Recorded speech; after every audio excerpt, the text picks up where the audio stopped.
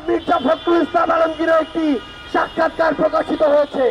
আমরা স্পষ্ট করে বলি, আর এই ধরনের পরোক্ষভাবে কথা বলা আমরা পছন্দ করি না।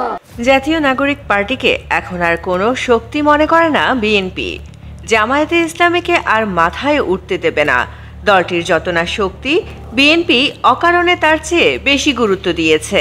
ভারতীয় সংবাদ মাধ্যম এই সময়ে এভাবেই প্রকাশিত হয় বিএনপি মহাসচিব মির্জা ফখরুল ইসলাম আলমগীরের একটি সাক্ষাৎকার।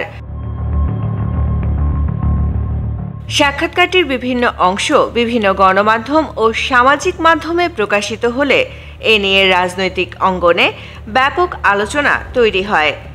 সাক্ষাৎকারের কিছু বক্তব্য নিয়ে জামায়াতে ইসলামীর তীব্র নিন্দা ও প্রতিবাদ জানিয়েছে।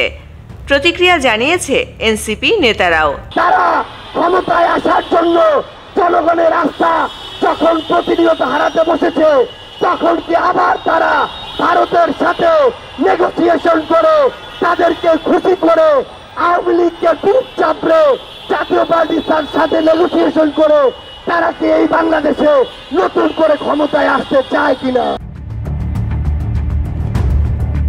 এক বিবৃতিতে জামায়াতে ইসলামীর সেক্রেটারি জেনারেল মিয়া গোলাম পরোয়ার বলেন, কারো কাছে আসন চাওয়ার রাজনীতির সঙ্গে জামায়াতে ইসলামীর বর্তমান সময়ে দূরতম কোনো সম্পর্ক নেই।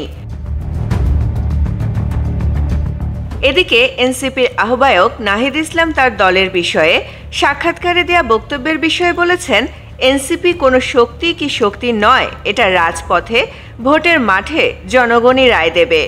তবে বিএনপি মহাসচিব এ ধরনের বক্তব্য দেননি বলে দাবি করছে বিএনপি।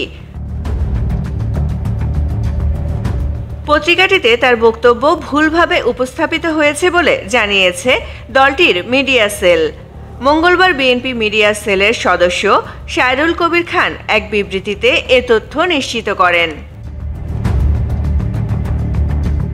MCTV US।